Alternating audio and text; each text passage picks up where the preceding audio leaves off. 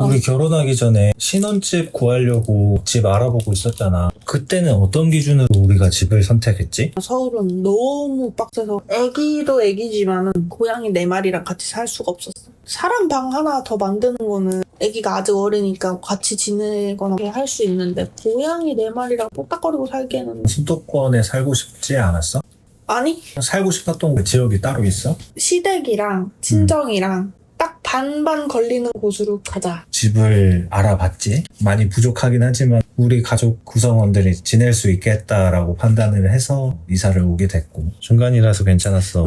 너무 안일하게 생각했던 게 애기 낳고에 대한 그 옵션까지는 우리가 생각을 그걸 못했지. 생각을 안 했어. 당연히 우리 둘만 생각하고 왔다 갔다 하기 편한 곳으로 선택을 하자. 신혼생활 할 때는 너무 좋았잖아. 괜찮았지. 뭐 왔다 갔다 하기도 편하고 시댁이랑 친정이 가깝지 않으니까 연고지 없는 곳에 온 거다 보니까 불편하지. 아는 사람도 없고. 어디 가야 되거나 좀 쉬거나 놀러 가고 싶다 뭐 맡길 데가 없어.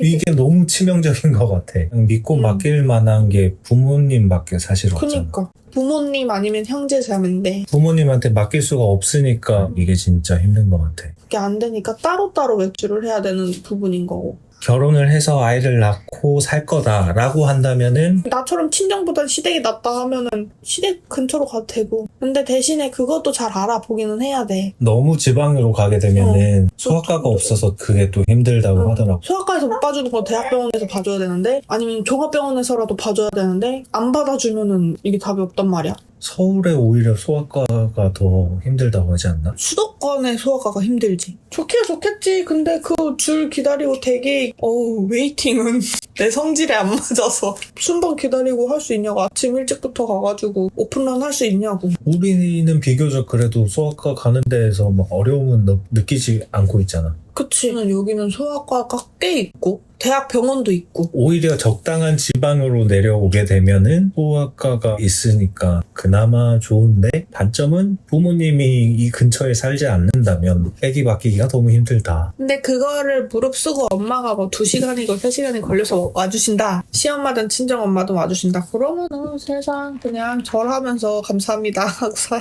되는 거고.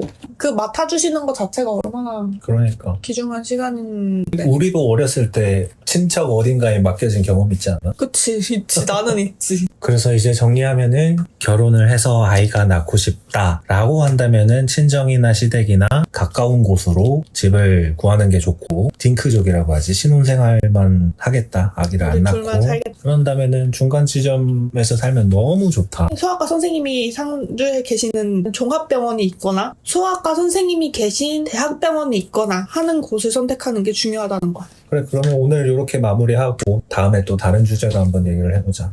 그래. 끝!